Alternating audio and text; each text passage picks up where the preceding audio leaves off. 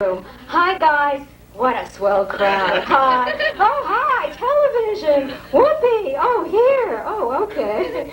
How you doing? Small but nice crowd. Nice attractive crowd. What a good looking crowd. This is great. How you all doing? Better than Mike Tyson. Just heard the news. He's going to take the stand tomorrow, right? News isn't. I've been reading. This is like not good. This time, you know what I think? He could go up the river. You know, I thought to myself, what's he going to do in jail? I don't want to know. So, what can I tell you? How you all doing? Fine. Doing good. I want to welcome you to my comedy room. One of the comedians back there said, your name is up there. It's a sign, right? We had it out in the hall first, then we moved it in here. You see, I don't have a lot of confidence, so I keep moving it toward the stage, and as the room keeps running, eventually when you come back, I told this to Peter over here, it's going to be in neon. It's going to be Gladys's, okay? And as I get more confident, it'll be a little character of me, you know, with curly hair, you know, and little lips and large eyes, you know. And then as I get more successful, it'll be me, a whole figure, standing on $100 million, you know. That's what I can tell you. So anyway, people, a lot of people always ask me, which is a common question for me, what made you get a comedy room? Divorce. I got divorced about 3 years ago, and it's really rough out there. I mean, I don't know how many of you are married. It's really hard living in New York. God, there's like no one around. I thought, oh, what am I going to do every Saturday? I always had a date every Saturday. It was really, we never went anywhere, but it was I always had this date every Saturday. What could I do? So I thought, I'm going to find a comedy room. I had this idea, and I'd call it Gladys's One Night Stand. And I come here every Saturday, invite my friends and all the men that want to date me from the New York Magazine ads that I took. So, anyway, so what can I tell you? So it's important for me, because we're a small but a good crowd, that, you know, this night is important because there may not be another night. So it's no, I don't want to be morbid, but, you know, you have to make the best of every night. And so for me to have a good time, being selfish, you have to relax, and for me to relax, you have to relax. So I just want you to think you're in my living room, okay? It has a big fireplace. It has everything's really cozy, 3 dogs. So just think you're like, I just want you to relax, okay? Take your hands out of your mouth right now. Relax, okay? You look relaxed. You relax, okay? Order a lot of drinks first of all, okay? Really? Okay, take off your shoes, take off your tie, take off anything you want to take off, but just don't take off before you pay the bill, okay? Because I'll get the police after you. Ooh. I said that last week, but I thought, what good is that going to do? They'll never get you. You'll get away. They never get anybody, right? Police in New York, they don't get you immediately. It's a minute. Before I came over, I heard on the radio, do you remember the Zodiac killer? A couple of years ago, this maniac running around New York. Hi, what's your sign? You're dead. Wonderful. Well, I heard on WINS he's resurfacing to finish off his signs. He didn't get them all. And they said, this is amazing. And if he does, he's going to be looking for a Leo. A Leo. My ex-husband's a Leo. 516-487-3573. Great neck. Bye-bye, Harry. He's going to love that. That's a true number, and Harry's was my husband. So, anyway, and more people in the back, good, okay. So I came up the stairs tonight, ran into one of the comedians, you know, they're always complimenting me to get time, you know. I said, give me money, you know. And he says to me, oh, God, Gladys, I know you look exhausted. You've got these bags under your eyes. I said, do I have to hear this? But, truth, I wasn't going to come here tonight. I was going to put in a sub-MC, you know, but, you know why? I was exhausted all day. For my day job in real estate, now I have 2 careers where I don't make any money. But I've had like a lot of careers, and mostly in show business. I've been in show business my whole life. I've been an agent, a manager, a writer, and a publicist. Now I can book myself, manage myself, write for myself, publicize myself, and sleep with myself on the way to the top. It's going to be a short trip, right up there. Comedy is really hard. I think I haven't increased my social life. It's down the tube because my ex-boyfriend said I had to be crazy to be a comedian. Crazy. And I thought, I don't know why he thought I was crazy. I mean, here I am. I'm just your average, everyday, basic, down-to-earth, normal New York woman who's been in therapy for 25 years. Anyone in therapy? Anyone lying? There's no one in this room in therapy. Everyone's lying. One comedian. Jesus Christ, I can't believe it. After tonight, you might need therapy, because every comedian here is in therapy. No, I shouldn't say that. So, actually, I grew up, I was an only child, and my mother never wanted me to go into show business because she always said, bums are in show business. That's when you grew up in the 50s, you were a bum, you were a tramp, you know. She said, get married, get married, get married. That's all I ever heard of, and that wasn't my problem. My basic problem started, where do you think your problems start? Nobody knows. Nobody. You don't have, in the crib. Mine started in the womb, you know. Yeah, I used to hear my mother talk to her friends. It was always the same thing. It was like, Rose, that was her name. Rose, Rose, what do you want it to be? And my mother would say, what does every mother say? They say the same thing. I don't care what it is, as long as it's healthy. No, tall. Tall. See, tall.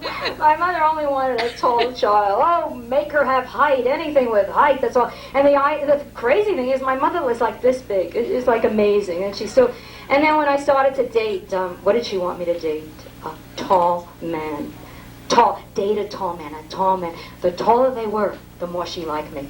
This is true. And so I wanted to please her, so I did everything to date, and my whole life I've been dating men who are between 6 feet and 6'6". Yeah. Anything. They come up to their waist. I don't know what they saw in me. But anyway, so it was always the same thing, the big thing. My mother would love me if I went with height, so it was always, I'd go out with a guy, and it was always like, how tall is he? Is he tall? How tall? So I got married. I married a tall guy. I had a short marriage. My husband was terrific. My husband was very handsome, like you, sir. You're very good looking. So is you, sir. The man here, and you're gorgeous. That's your husband. He's really attractive. Oh, he is. He knows it. And he's nice. My husband was vain. You know how vain he was? How vain was he? Thank you. I didn't say. He was so vain. Whenever we had sex, he used to look at himself in the mirror, and I was always in the way. Instead of pushing me up and down, he used to push me side to side. You're in my way. You're in the way. I got out of his way. I left him. So I'm here and trying to make a go of this comedy. We're going to see great comedians tonight. They really are. I think this is really one of our best shows. So. You'll see, and I always like to look around the audience, and are you married? I'd like to know. You're not married? No? Can I tell you, what's your name? Karen. Can I tell you something?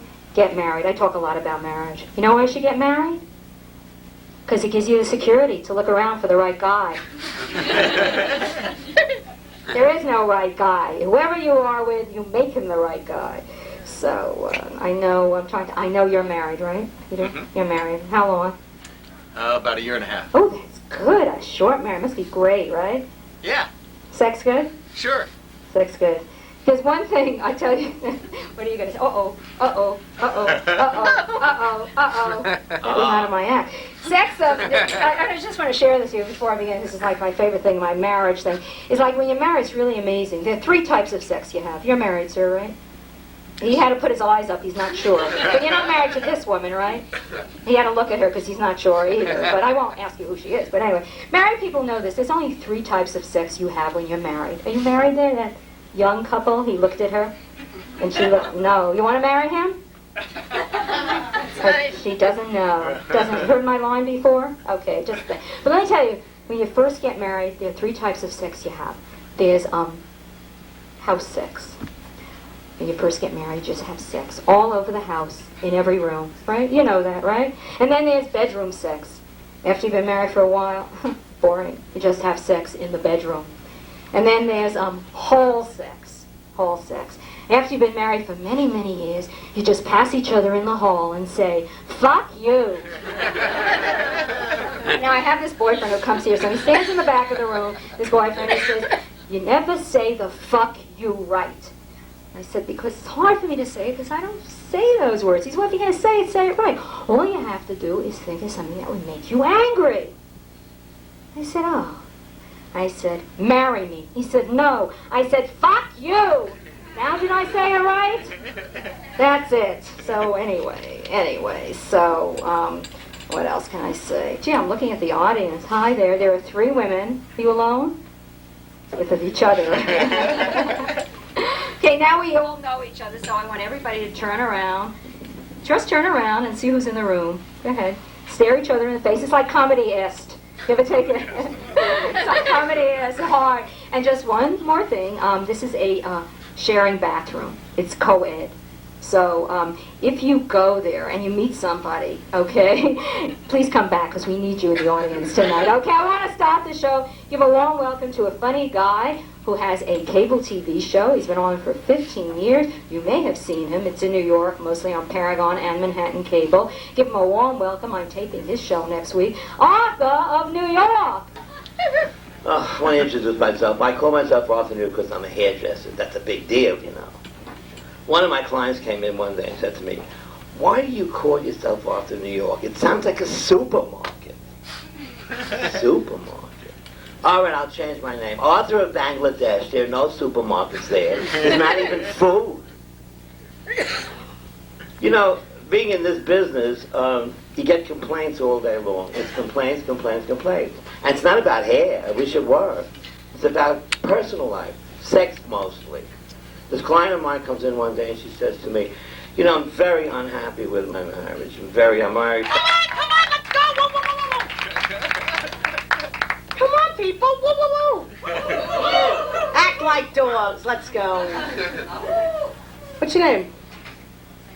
I'm sorry, Carrie. Men outside. I mean, I'm doing my shtick now. I gotta use you, you know. Men use me all the time. It's a thing, you know. What's Karen? Care. Care? Like, do you care about me? That type of care? Oh, okay. What do you think? Is my hair too flat tonight? Hate when that happens. Don't you have, when you have a bad hair day? I want to leave the house. What's your name? Jerry. I didn't get his name. Is that okay? Okay. Jerry? Jerry? Oh, can I call you Jer? Anything you want. Oh, Jerry. What do you think? Are my nails too short? Perfect. Aren't they great? I love them. I give great scratch. It's a beautiful thing. I tell you. I keep my nails long. People always ask me, guys always say, "Janice, why do you keep your nails so long?" You know why? Distract guys like you from talking to my tits. Jerry, do you mind if I get comfortable? Oh, do you mind if I get comfortable? Well, do you? No. Okay. Oh, what a day. These are great. You go to the house without a bra on, bada bing, you know? Guys like you could use all of this. Ow!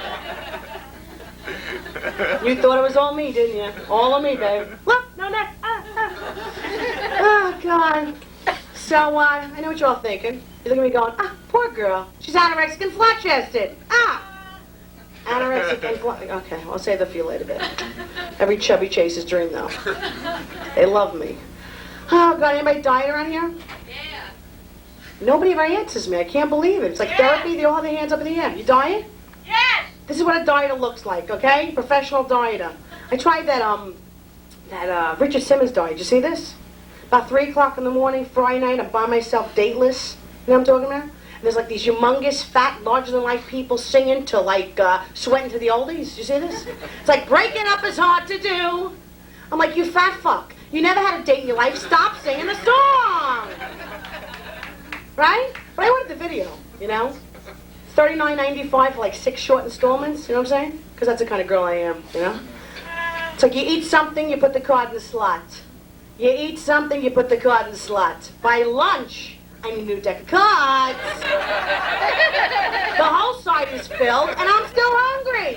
I hate that. What is this, 1,000 calories? That's my fucking snack, okay? 1,000 calories. Eat something, be happy, happy, perky, perky. Oh, God, I tried this other diet. Karen, I tried this Oprah diet. You know, the 5 shakes a day. I gained 40 fucking pounds. Who knew you couldn't put Haagen-Dazs in a shake? Do you know what it's like getting vanilla Swiss almond through a straw? It's worse than giving head, okay? It's not easy. It's more like the diet. You gain all your weight back. The poor thing, Oprah's larger than life again. But she can have anybody she wants. She just buys them, you know. Stedman, ugh, please, he's gross. Did you see her boyfriend? Did you see him? He's one ugly brother. She can buy anybody she wants. Why does she bother with him? Oh, God, I tried, what else did I do? I date a lot. Do you do that? I'm married. I am not allowed. That's not what I've been seeing lately. All the guys I'm going out with are married. I hate that. There's no time for me, you know? So I date a lot. Did anybody do that besides you? Because you're married. Yes. Yes. I thought I was the only slut in the room. There's one more. She's my friend. I went out with this guy. You know, he was a short, fat, bald Jewish guy, you know? But hey, they like me, you know? And it's a free dinner. It's a free meal, you know? So I went out with him. So he says to me, Janice, what are you, a C? A D? A double D? I said, what are your jock size? A petite? I went out with this other guy. This, Brooklyn, Queens kind of guy. He's Italian, you know what I'm talking about? We call them bridge and tunnel guys. With the hard hair. You know what I'm saying? You could smell them before they get to your house. You know what I'm saying? His name was Angelo Angelino. He talks to me like this. He says, hey, babe, how you doing? I'm like, yo, Angelo, what are you grabbing your crotch for? What are you checking your heartbeats? So just to get him back, I says, yo, Angelo, babe, I'm doing. Check the package. They love when I grab my tits on stage. The crowd goes wild. They can be there for 3 days, So we're on the stage, because it's feed me, fuck me, take me home in that order, It's a 3-date minimum. After the 3rd date, you have to fuck. It's a rule, you know what I'm saying? I mean, this is what singles are all about, right? What's your name? I'm talking to you. Lee. What's your name? Lee. Lee? That's a good one. Jewish? Mostly. Are you single? Yes. I'll meet you after the show. Are you a doctor? Not yet. No, I'm not. A doctor? You're going to be a doctor? Wall Street. Ugh, please, go kill yourself. Wall Street. So we're hanging on this date, and I'm with Angelo, and he says to me, Janice, babe. Visual. Do you swallow? Do I swallow? What do you think, I look like this for nothing? Does your wife kiss good? Yes. Don't you love when somebody kisses good? Isn't that the best? Yeah. If you give good face, you don't have to fuck me, you don't have to touch me, you don't have to do anything. Just kiss me, right? Well, I kissed Angelo. I fucked him too, I have to tell you. Because he bought me dinner. That's a rule, There you go. It's like, excuse me, Angelo, could you get your tongue out of my larynx? What is the throat culture? Could you stop by dripping that saliva shit on my face you missed, okay? Start without me, I'll meet you there. Oh, God. What's your name? I forgot your name. Ellie. Ellie? That's a pretty name, Ellie. Do you like your name? Yeah. Yeah, it's a good name. Janice. It's like, Janice, clean your room! Ellie, could you clean your closet? But I slept with him, as I told you, Ellie. But don't you hate it? After a guy goes down on you, he feels the need to kiss you after this? What is this, a taste test? I know it's me. I know it's me! You don't blow a guy and go down on him and go, guess who? See you, wouldn't want to be you, okay? Hate when that happens. I hate that. I went out with one guy. His apartment, I live in the city. His apartment was infested with roaches. Before we slept together, I had to shake him out. Oh, God. Being single is rough, though. I'm finding out like half of my female friends are gay. And I'm really pissed off because they're not hitting on me. I gotta worry about guys, and I gotta worry about my girlfriend. It's terrible. I hate that. Oh, God. I was a cosmetician my whole life. Could you tell? Remember that, because I want to tell you about Angelo, okay? Before I stopped talking about Angelo, we were on this date, and he says to me, Janice, babe, I gotta go take a piss. I'm like, yo, Angelo, I couldn't go in the restaurant, So he goes on the street. Now I feel like I'm going on the homeless guy, okay? So just to get him back, like I do so well, I said to him, yo, Angelo, babe, I gotta go take a piss too. I'm gonna cop a squat here and drip dry. I was a cosmetician my whole life. Could you tell? That's a little segue. Did you get that? Okay. You're with me. You're loving me. You're bonding with me. I know. And I know you want me, okay? I know you want me. You want all of me, but you just don't know what to do with all of me. I know. I did nails for a living. Anybody get their nails done? Yes. My friends. I know you get your nails done because you shut up for 2 seconds. Anybody else get their nails done? Who's she? I thought you were a nun before. I just have to tell you. Somebody said there's a nun in the crowd with a white thing and it's very smooth in the back. I said, fuck! And I said, fuck! Oh, I did. I thought you were a nun. I did. From behind, from the front, you look like an average, normal American. But from the back, you could be taken as a nun. A Jewish nun. Sister Schwartz, maybe. You get your nails done? Do you? I used to do that for a living. Women, they just... For years, about 10 years. So one day I'm at the shop and we did everything but hair. So my boss says to me, after you're done doing a manicure, I have a bikini wax I want you to do. Do you know what this is? Do you know what a bikini wax is? I'll explain it to you. This is when a woman lies spread eagle on a table, okay? You pour hot boiling wax on her crotch. What should I talk about while this process is going on? So Stella, what do you have for dinner? Fish. Ah! You always gotta ask them what they're eating first, you know what I'm saying? I had to get out of business though. This one woman, she had so much hair under her arms, it was like Don King in a headlock. Okay? So I cut this shit off already. Mousse it, gel it, jerry curl, do something. I manage a petite clothing store during the day. Pretty fucking obvious, huh? My boss is so cheap. That sucks, okay? My boss is so cheap. How cheap is he? He says to me, Janice, I love you. Pick out anything you want for Christmas. So I picked out 3 size 5 dresses and made a fucking tent. I mean, you're fat, people think like you don't know it, you know? I love this. People like think you don't know it, you know? Like I know I look great in cars, I'm perfect from the neck up, you know? But they think like you don't look in the mirror. So this one girl, she finds me in a club. I'll be dancing in a club, and this one girl will come up to me and she'll be like, ow! Ow, Janice, you're so attractive. If you lost some weight, you'd be gorgeous. What'd you think of that all by yourself, you anorexic bitch? You don't walk up to a girl and say, you know, babe, you have a kick-ass body. If you don't have those pock marks in your face from the time you were a child, you'd be gorgeous too. Oh, let's go to the diner. Don't you hate that? Who, I mean, oh God, music of the 80s. Anybody see the MTV Awards? You guys like are in a fucking coma, okay? Okay? Snap out of it. This is comedy, comedy, comedy. R.E.M. won every award for what's the song? I'm Losing My Religion. Lee, whoever says this, do you ever get on the phone and say to your friend, you know, Lynn, I'm having the worst day of my life, okay? They stole my car, took my Benzie box, my boyfriend broke up with me, I lost my job, and to top it off, I'm losing my religion. Whoever says this? And what was his other song? I Touch Myself. If I touch myself with these nails, I kill myself, okay? I went out with another guy. I date a lot. I'm easy, but I'm expensive, you know. I'm a slut. I can't help it, you know. I went out with this guy, and he says to me, baby, baby, baby, oh, what can I do to make you feel good? I'm like, just try everything. I'll let you know it works for me, okay? You want to make me feel good? Pay my fucking rent, okay? That makes me get the biggest orgasm of my life, all right? And he says to me, Janice, I'd walk over hot coals for you.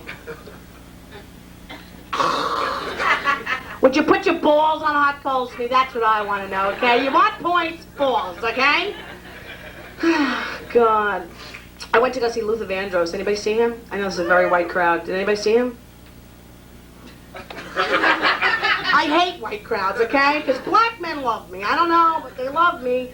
I was at the show and I had like $250 seats in orchestra and I was like the whitest person there. My ass never felt so flat in my whole life, okay? And they're sitting there going, Luther! Singing Luther! A house and a home and a home and a house. Luther! Singing Luther! I'm like, Luther? Luther's a fucking body scrub, okay? It's Luther. Did you see Cher's old video? Lee, did you see this video with the G-string up the ass? Very attractive, okay? The last time I put on a G-string, it broke, okay? And what's with these tattoos on her ass? You see this? Could you imagine me going to the tattoo guy and saying, yo, could you put 2 tattoos on my ass? Yeah, I got you booked for about 2 weeks, Janice. Tattoos. Well, get me dinner, we'll talk. You can tattoo my ass or whatever body part you want, you know? She was like naked on this video. Did you see this? If I could turn back time, it was more like, if I could find my clothes, baby, I would put them on. Then you love me like you used to do. If I could find my clothes. Thank you. Love you guys. White crowd. I love this crowd. God, before I go, I gotta tell you about this other guy I went out with. You into it? Can you handle us? Do you love me? Are you loving me? That's all I want to know. Okay, if I can make you happy, then hey, I love myself, you know? You've done it. I've done it. I've done it many times. And I'm good at it. They high-five me afterwards. Oh, what a move! Oh, love you! It's like, go kill yourself, okay? I love saying that to people. Instead of saying, fuck you, it's like, go kill yourself. It's a great thing. Could you imagine if they did it? It would be beautiful. Oh, God, I went out with this guy. He was 6'4". Did you ever go out with a guy 6'4"? Anybody? Did you ever go out with a guy 6'4"? Yeah. She's laughing, because you know what I'm talking about. It's not true what they say about guys 6'4". Big hands, big gloves. Big feet, big shoes. Big nose, we'll work it out, we'll work it in. You know what I'm saying? So, I slept with him because he shoved 3 burgers down my throat, you know? So, it's a ritual now. Lee, buy me dinner. We'll talk. So, you're with him, right? Ah, that's nice. How long are you with him? 3 weeks. But you forgot how to talk. 3 weeks. Boy, that's a record in my book. Me too. You too.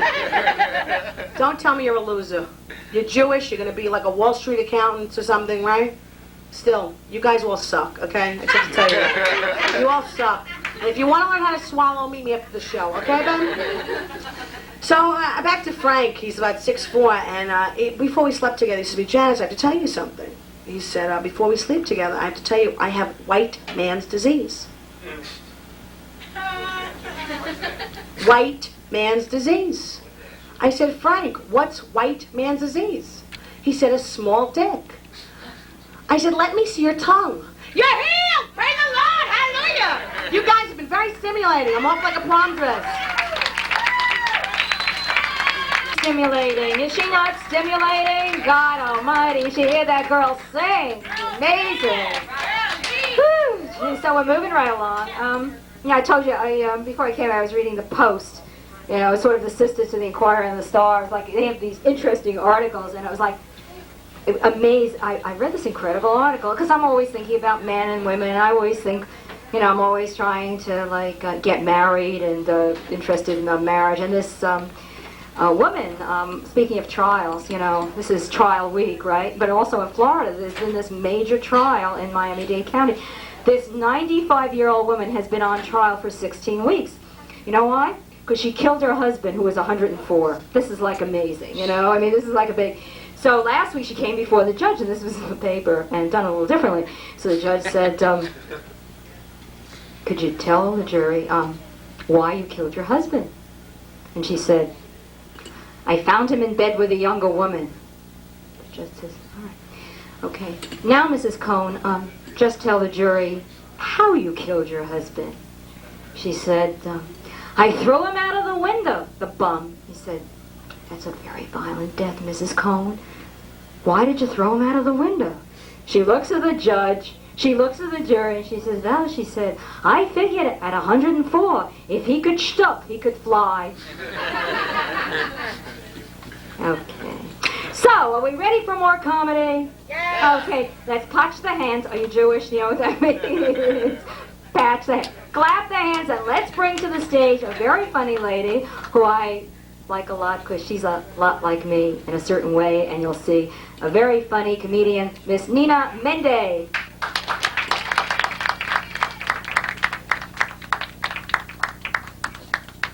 Oh, I feel so disoriented.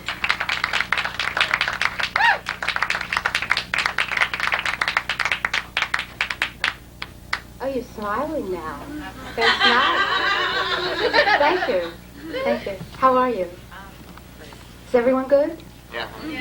Oh, there's no one here. Oh, I thought there was a huge crowd over here. Oh, hi. Hi. Yeah. How are you? Great. Yeah, I don't know, I'm like this, I'll tell you why, because I'm a comic and I have to, you know. This morning I look out my window and I see a priest scraping dog poop off his shoe.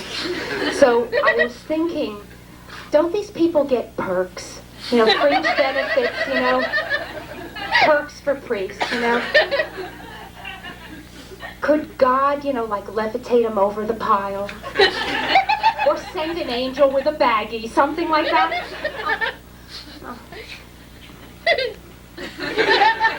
See, if he's going to do this to him, what's he going to do to me? That's how I really feel, I do. I'm not the most positive person, I'm not. I'm really not. Oh, I'd be the worst cheerleader.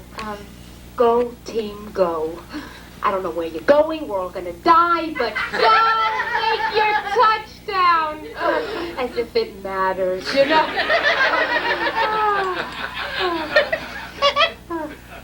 Hi. Hi. I know what your name is. Oh, good. It's a sort of mare, something like that? What is it? It's a combination of both. Care. A care, hi. You have a nice face, you know? Yeah, I do too. It's a curse. Because I'm too approachable. Everybody stops me. I walk down the street. They stop me. They ask me directions, advice. Which way to Broadway? What time is it? Hey, miss, could you taste this? I think the mayo's bad. A few weeks ago, a bum stops me. Oh, excuse me, not a bum.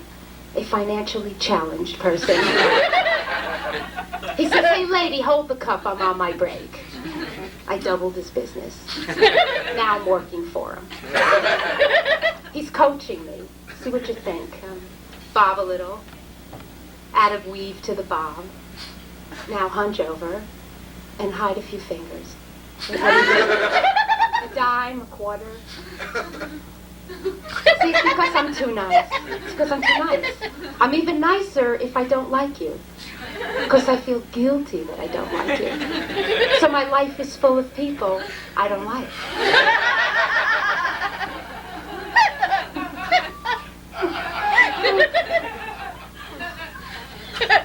You know what I'm really thinking right now? I could have left my stove on. See, I checked it 9 times, but that's not enough. Because when you're checking to see if it's off, you can accidentally brush the knob and turn it on. My therapist says, Carolyn, you're an obsessive, compulsive, repressive, aggressive, depressive, repulsive. And I still think he's keeping something from me, you know? He says, I got a lot of anger, you know, let it out, scream, yell. And he's got a soundproof room, but it's $75 a shot to scream. So I got a better idea. I go to a ball game, I sit in the bleachers. It's a home run. The crowd's screaming, and I'm going, I hate my life! Hot dog! Oh, I don't know who I am! With mustard? I hate men! Forget the hot dog, you know? Give me some nuts and crush them! Comedy's great. You can, you know, let it out. You know what I mean? Oh, really? Do you worry about the germs in the holes of bowling balls, do you? Do you? No, I do. Bowling is a filthy sport. Nobody cleans those holes. There's years of impacted pizza fingers in there. Taco fingers, chicken fingers. See, I'm amazed the ball still has holes. Did you ever smell a bowling ball hole? Did you?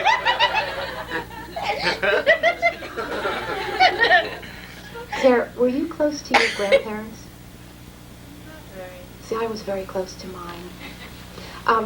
When I was a little girl, I would tricycle over to their the nursing home.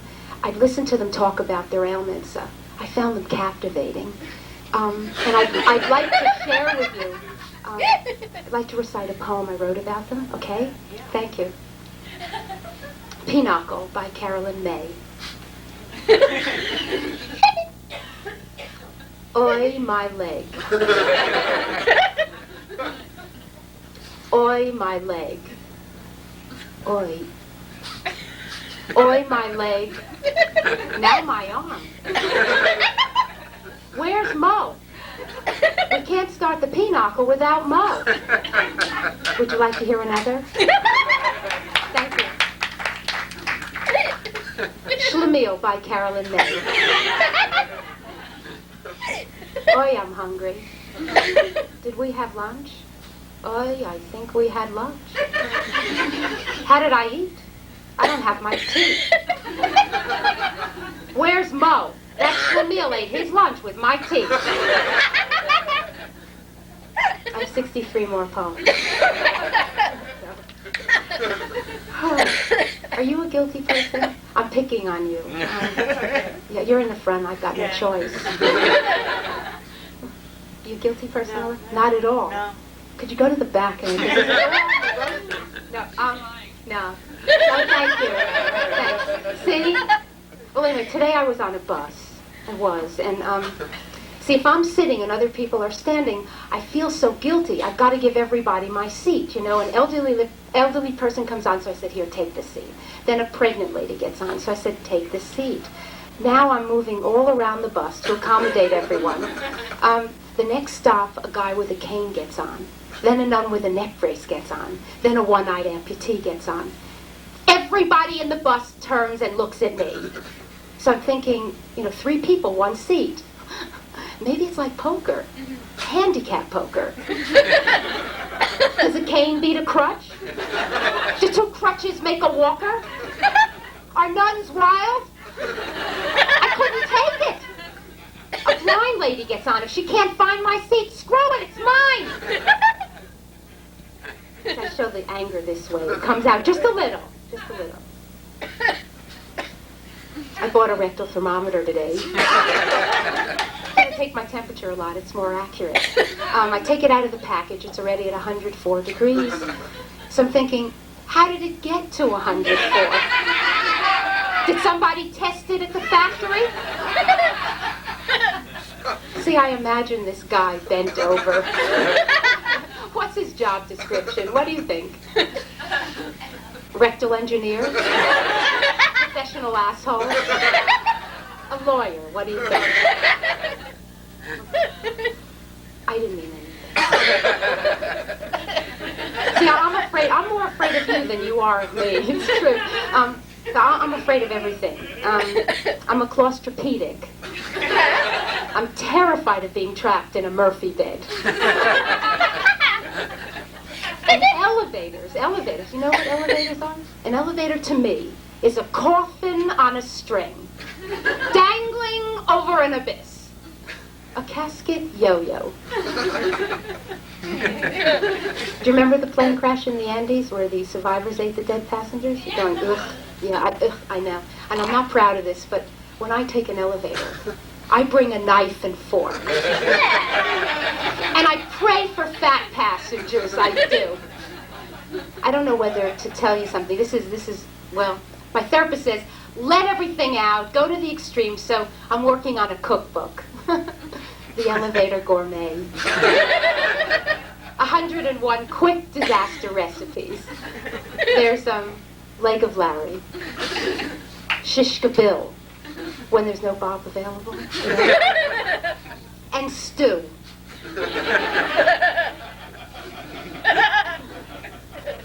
But I'm trying to get help.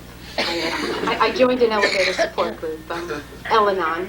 Hi, my name is Carolyn M., and I'm proud to say it's been 4 days since I pushed an emergency button. Thank you. It's cheap, but it's good. I need it. Life isn't easy. I'm not going to ask you because you're going to say it is for you. You're very pretty. You really are. It's frustrating up here to look at. But you're very pretty. I went to a tarot card reader. I said, could you tell me my destiny? So she lays the deck down in front of me and says, go fish.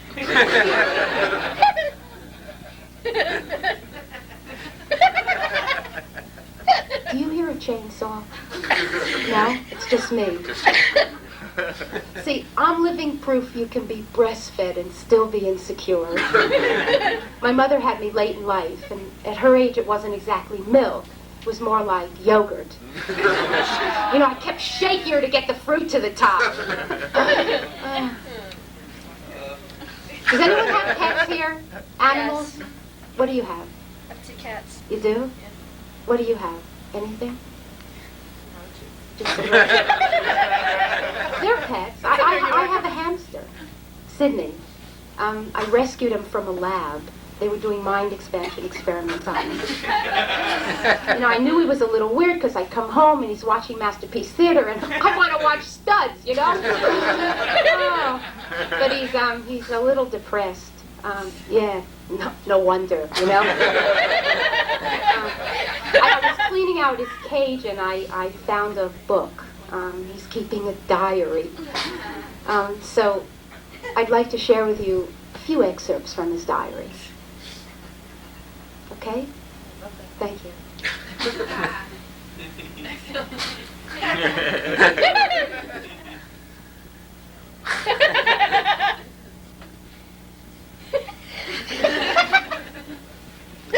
April 13, 1 a.m. Wheel. 102. Water. 103. Wheel. 105. Kick cedar chip out of left ear.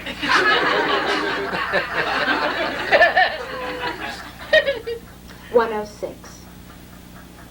Poop. 107. Smell poop.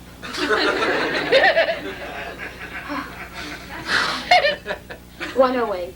Squiggle nose and look cute, so oppressive bitch gives me a treat. Should I do just a few more? Okay, we'll see. Now.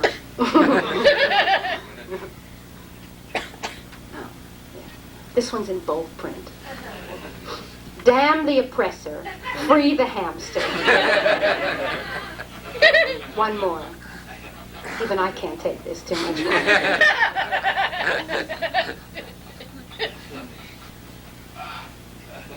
I think, therefore I wheel. Yeah.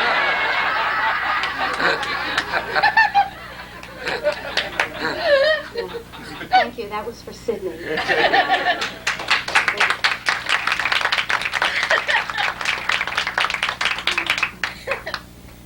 Now I've got to get personal.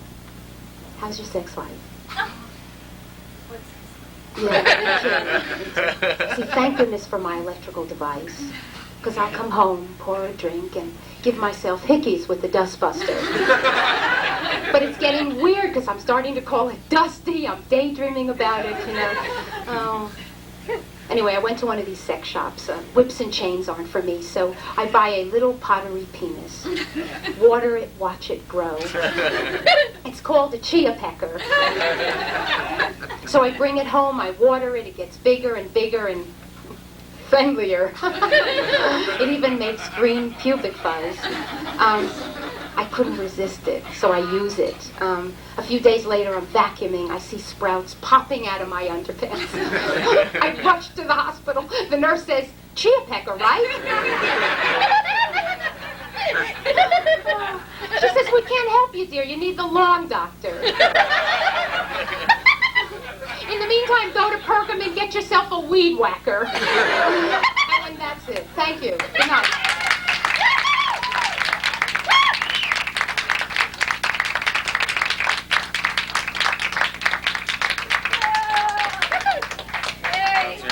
Hey, let's hear it again.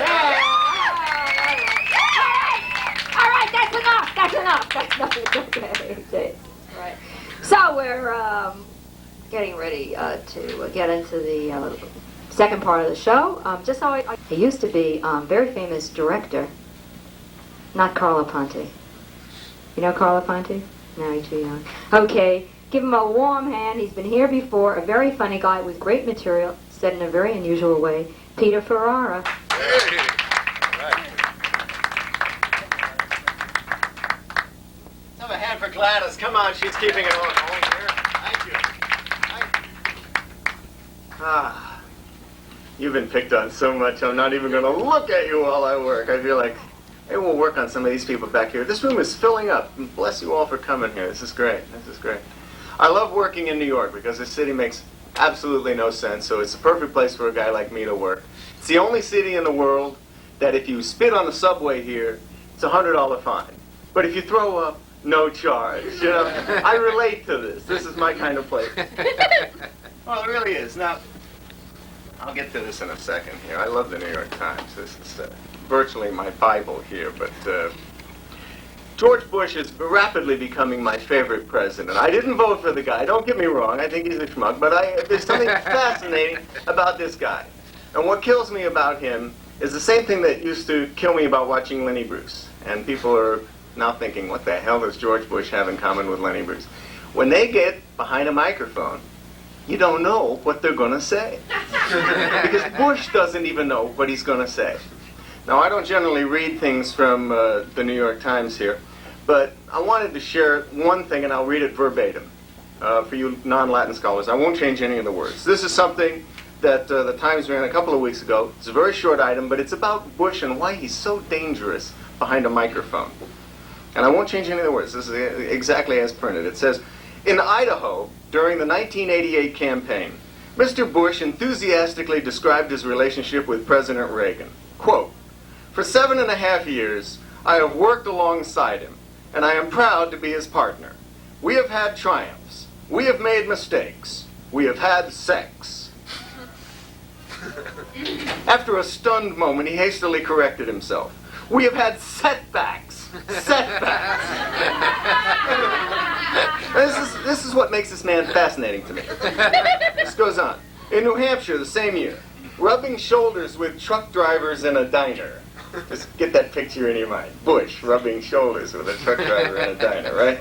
He made his aides wince by asking for, quote, "Just a splash more coffee here, please, please." Just a splash more coffee here. All right. Keep rolling with this. Actually, just about 3 weeks ago in New Hampshire, when speaking of the Nitty Gritty Dirt Band, you familiar with them? He unaccountably referred to the Nitty Ditty Nitty Gritty Great Bird. These are things, this is the commander-in-chief. This is the guy with his finger on the button here. This isn't some guy driving a, E-train down there. This is the guy who's swinging the... So when I see stuff like this, it only reminds me of two questions. The first question is, what is he smoking? And the second question is, where can we get some? These are the things I think about with Bush. Actually, I'll put that aside. This lady did poetins before, and I couldn't believe that, because in the New York Times last week, they had an article that said that this comedy thing that we all love here may have hit its peak. It may be going down from here. And according to the New York Times, what is coming up that will now replace comedy in the hearts and minds of all of us? Poetry. They're having poetry readings all over town now. I just looking among this crowd, I don't know if we have too many poetry lovers here, but I don't really see poetry, packing the wallop, getting people out there. Come on, honey, come on, we're going down to the Pink Poodle Poetry Pit. They got some great poems down there. Oh, that sounds great. Maybe that moody milkman from Brooklyn will be there again to read the poem about the dead fish that he had. I don't see poems really replacing comedy. But, just in case they are about to replace comedy, I wrote a little poem on my way down there tonight. I feel like I'm following a great poet because Carolyn's poems are really magnificent. These are not nearly so grand, but they will suffice for the moment. This is a poem that I hope you enjoy and can reflect upon later and really get something out of. I call it When the End Becomes the Beginning. Okay, here we go. Psyching myself up to do a poem here. Okay, here we go. Tuna, spelled backwards, is a nut. Tuba, spelled backwards, is a butt. Everything upon reflection moves in more than one direction. Tulsa, spelled backwards, is a slut. Well, think about it. Thank you. By the way, that's my little poem. Thank you very much. Cheap applause there. I don't know, maybe poetry is the wave of the future. I don't know. Who knows? But in any event, the thing I like most about politicians, did you see George Bush's State of the Union address? Anybody see this? Raise your hand if you actually saw it. God, more people than I would have thought, I was fascinated, again, by this guy, for reasons which we've begun to go into. But here's the most powerful guy probably in the world, now that the Soviet Union has fallen apart. And there's the State of the Union address. And I just enjoy watching him work, because I like to watch, they always get a shot over at the side of Sam Skinner and the people, his handlers, his spin doctors, always feel like nervously over in the corner, just waiting for him to go on mic, and just possibly blow the whole thing in one fantastic speech. So I watch. Here's George Bush delivering the State of the Union address. Behind him, sitting on one side, the three most dangerous words in politics today, J. Danforth Quayle. On the other side of Quayle is the Speaker of the House, Tom Foley. This guy better move his lips soon before they throw dirt on this guy, They're sitting back there. Here's Bush doing his thing, And then they pan around and they show the audience that he's working. And the audience is a joint session of Congress. You got all the senators, all the guys in the House of Representatives, ladies, lady representatives, lady senators, all wearing red dresses. All the women are in their power dresses. And here's every politico in Washington, all the cabinet heads, all the department heads.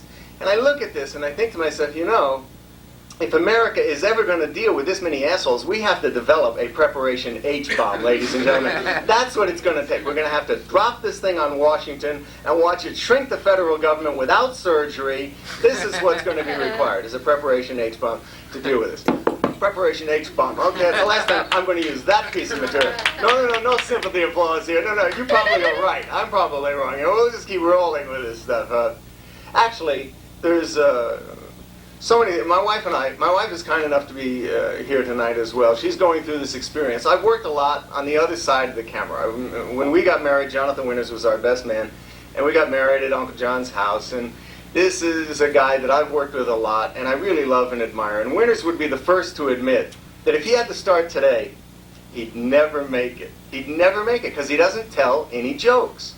And he thinks that the audience is so whacked out now from having watched MTV and all that kind of stuff that, you know, his material, he just says, you know, Mr. Ferrara, calls me Mr. Ferrara because we're such close friends. Mr. Ferrara, I've died 1,000 deaths on those comedy stages. Why don't you? You know, it's a typical invitation from Jonathan Winters to die on stage, you know. But I'm just thinking about it because comedy is obviously a very difficult thing to do, and for me, being one of, so far, 2 males that have been up here tonight, it's really interesting to see women approaching comedy, because I really thought their approach to comedy would be very different from how a guy approaches. The guys are always up there, you know, just telling sex jokes, dick jokes, you know, all this. And we've had virtually every sex joke, dick joke, lesbian joke that we can do. I feel like these people have pretty much done a lot of my material. I have learned over the years that you can't trust anybody. And how I learned this, are any Italians here? 1 or 2? Really? You're an Italian? I didn't know that. And you're an Italian back there? In an Italian household, you never question your parents. This is for sure. If you ever talk back to your parents or your grandparents, you're dead. You're dead. And that is if you're found not guilty, you're dead. If you're guilty, they really hurt you. Now, I've found out that you can't trust even your own family. And I found this out at the age of 11. What happened was that I brought home one of these. I know you probably can't read this. It says vocabulary quiz. You remember these from when you were in school? You get a little sheet of paper, and there'll be a list of words on it with little blanks next to it. And you go home, you look up the words in the dictionary, you fill in the meanings, and you take in the paper the next day, and your teacher gives you a grade on it. Vocabulary quiz. How could you learn how to, you know, distrust your whole family behind one of these? It came down like this. I brought this home, and I said, Mom, I got a vocabulary quiz here.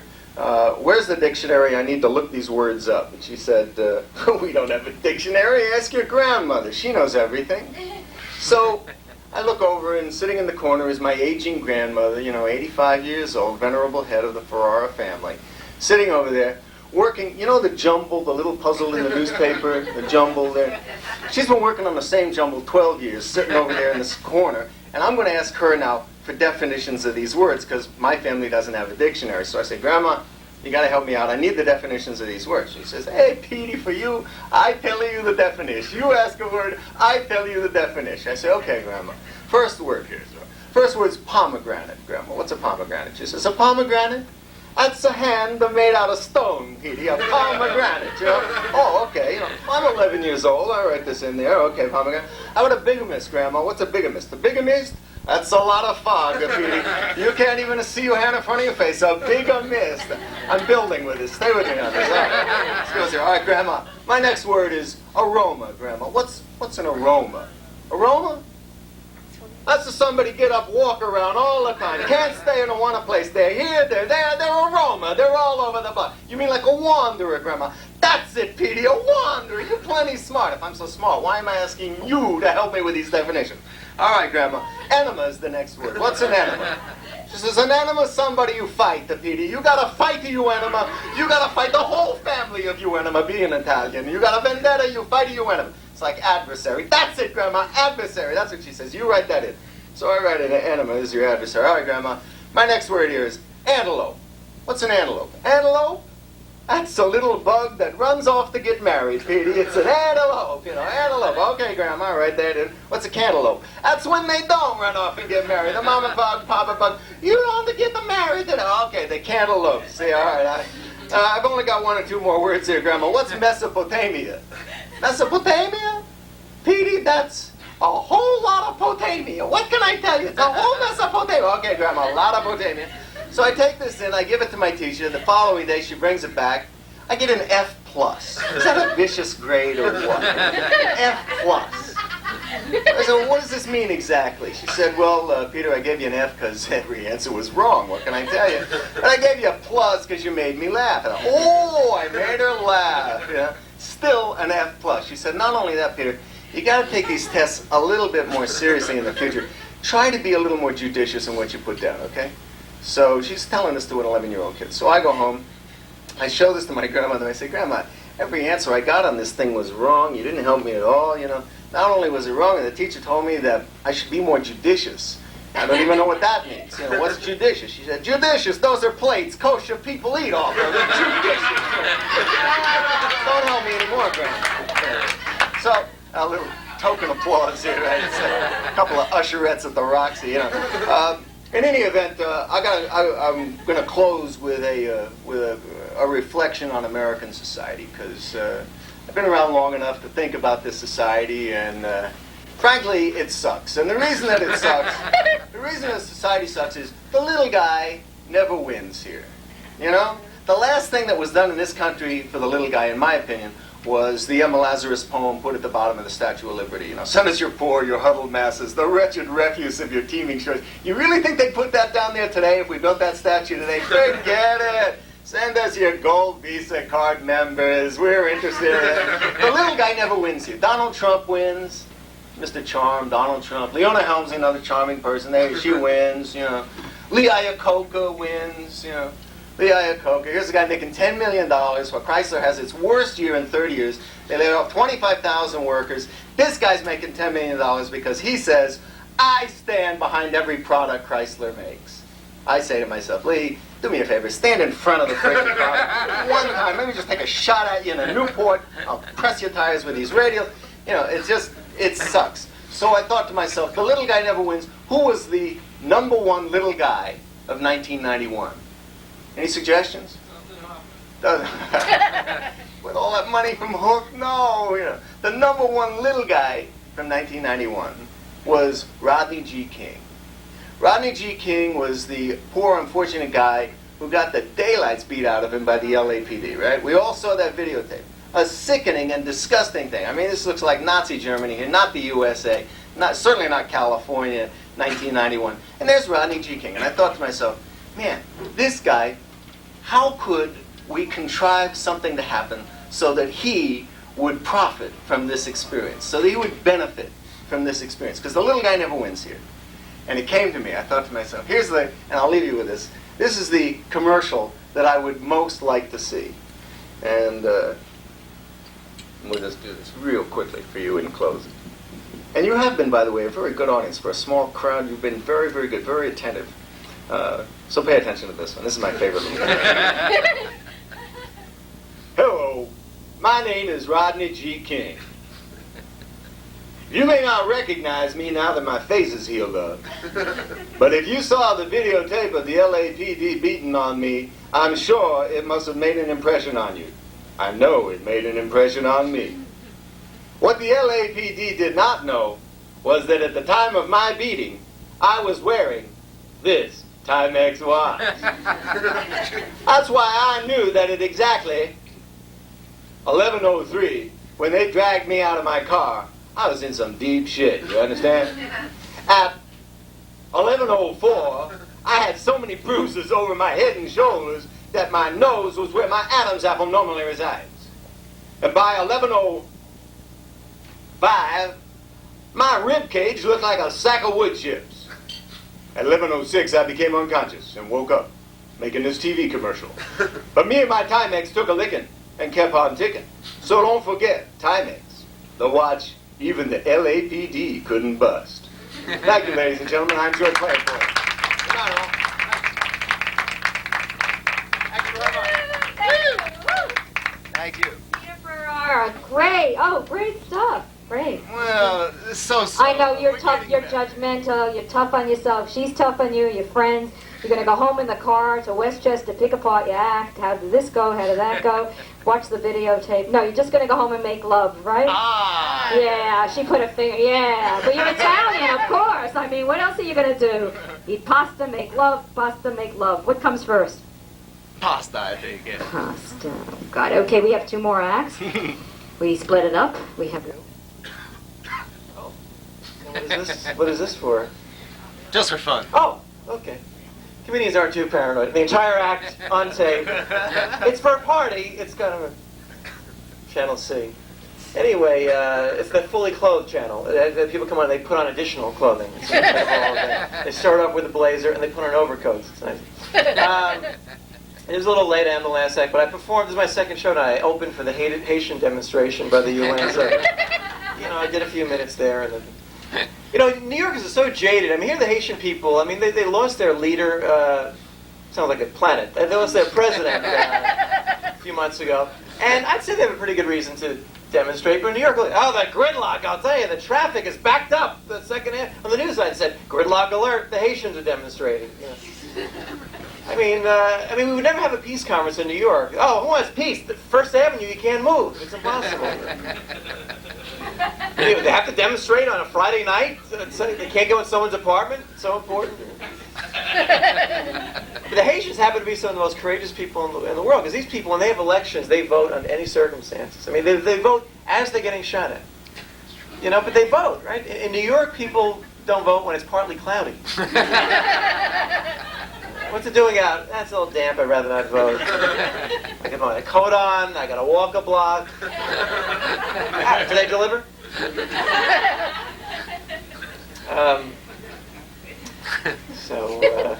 I played to the camera. What a drop this would be. Just a good 2-3-inch drop to the front. So I was, I don't know. It's a lot of things. But, Bush has said some interesting things lately. I know you're quoting some things. He said that he thinks American families should be more like the Waltons than the Simpsons. Well, what are the implications for us? We're all supposed to be families of 12 and live in the Ozarks somewhere. I think we'd be better off being the Simpsons, actually. I mean, we'd be a much funnier country. We'd be animated, but, we work through that. Because there's very stiff competition in the primaries, Bush, Pat Buchanan and David Duke together. It's just, why are Duke and Buchanan running? They're just going to split the Nazi vote. The skinheads are going, I don't know, they're both so good. One's older, but he still has the essentials of the Third Reich that I so much... and David Duke's incredible because this guy is a Klansman and a Nazi, and is the important word, because there's no such thing as an ex-Nazi. There's ex-baseball players, ex-losers. There's no ex-Nazis. Like, what are you, a Nazi? Oh, I'm an ex-Nazi. Oh, get out of here. It was like 45 years ago. Yeah, I was going through a very weird period. I just broke up with my girlfriend. But David Duke is a Klansman and a Nazi, and he writes this off like it was nothing, like he had a weight problem a few years ago. I was a little heavy. That's in the past. I think when you're Klansman and Nazi, you know what he said it was? Youthful enthusiasm.